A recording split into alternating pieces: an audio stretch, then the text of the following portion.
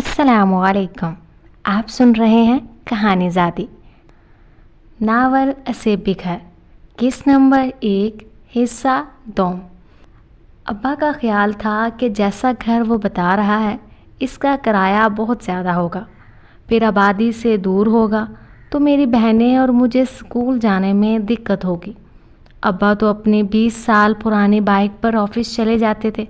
अब्बा ने इनकार करना चाहा तो वो शख्स सर हो गया कि आप आएँ तो सही, एक नज़र घर तो देख लें, फिर किराया पूछिएगा। अगर आपकी मर्ज़ी के मुताबिक ना हुआ तो बेशक ना लें, कोई ज़बरदस्ती नहीं है। खैर कुछ रोज़ बाद हर जगह से मायूस होकर मैं और अब्बा इस इलाके में पहुंच गए जहां वो घर मौजूद था। इस इलाके से कुछ दूर इस शख्स की एस्टेट एजेंसी थी। जब हम वहां पहुंचे तो ये देखकर हैरान रह गए कि वो कोई छोटा मोटा घर नहीं था, बल्कि बहुत खूबसूरत बंगला था।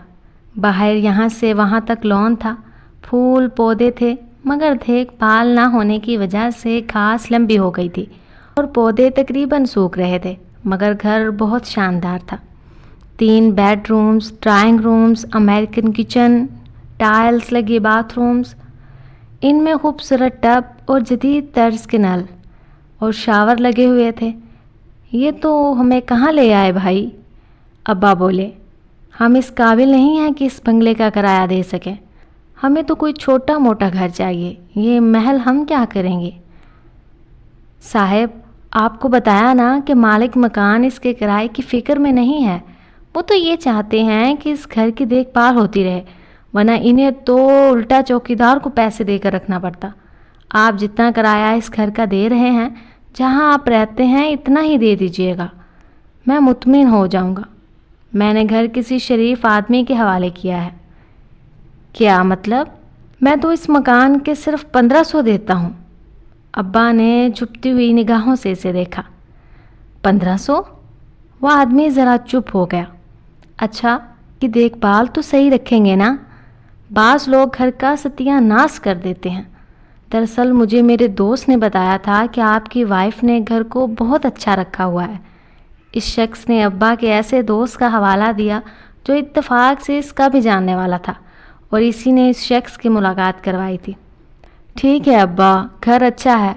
अम्मी तो कितना ख्याल रखती हैं घर का। मैंने फ़ौरन हामी भर ली। शाम को अम्मी को ले आएंगे, वो घर देखकर खुश हो जाएंगी। मैं बाइक पर फरा और सबा को अस्टाप तक छोड़ दिया करूँगा। मेरे लिए तो अस्टाप ज़्यादा दूर नहीं है। और क्या, जवान बच्चे हो, इस शख्स ने फ़ौरन कहा। अब्बा सोच में पड़ गए। इसके सिवा चारा भी नहीं था और कोई दूसरा घर भी दस्तयाब नहीं था। ठीक है, मैं कल आकर बताऊँगा, अब्बा ने जवाब दिया। मैं रास्ते भर अब्बा को कायल करता रहा कि अब्बा घर बहुत अच्छा है, आसपास और भी घर बन रहे हैं। फिर मालिक मकान तवील अरसे के लिए बाहर गए हैं। फ़िलहाल 4-5 बरस तक तो इनके आने की कोई उम्मीद नहीं है। दरअसल मैं चाहता था कि मैं अम्मी खुश हो जाएं। घर पहुंचकर सबसे पहले अम्मी को खुशखबरी सुनाई। अम्मी तो एकदम पुरजोश हो गईं। अंधेरा ना हो जाता तो मैं अभी चली जाती, वो खुश होकर बोली। अब्बा किसी काम से बाहर गए थे तो मैंने दिल खोल कर इस घर की तारीफ़ें की और एक एक चीज़ की तफसील बताई। अम्मी सारी तफसील सुनकर बहुत खुश हुईं। कहने लगी, मैंने कुछ पैसे जोड़ रखे हैं और एक कमेटी भी डाली है तो लंबी, मगर जल्दी मिल जाएगी। हम इन पैसों से ड्राइंग रूम के लिए सामान ख़रीद लेंगे। मैं हैरान था कि अब्बा को दूसरा घर मिल नहीं रहा, फिर भी इस घर में बुराइयां ढूंढ रहे हैं। अब्बू ने रात को भी कई बार ये बात की कि घर आबादी से पढ़ने में कितना मज़ा आएगा। दूसरी बोली, शाम को बैडमिंटन भी खेलेंगे। अम्मी तो बार बार अंदर बाहर का चक्कर लगा रही थी। इन्हें यकीन ही नहीं आ रहा था कि इतना खूबसूरत घर इनको मिल जाएगा। वो बोली, ऐसा घर तो जंगल में भी हो तो मैं बाखुशी रह सकती हूँ। की निगाह साथ वाले प्लाट पर पड़ी। वहाँ भी एक नामुकम्मल घर मौजूद था। ये भी बन रहा है शायद। खुदा करे अच्छे पड़ोसी हों, हम बड़ी देर तक वहाँ रहें। अब्बा ने जब सबको राज़ी बाराज़ी देखा तो वापसी पर स्टेट एजेंसी वाले से बात तय करके आ गए। अब तक के लिए सिर्फ इतना ही। मिलते हैं अगली किस्त में। तब तक के लिए अल्लाह हाफिज़।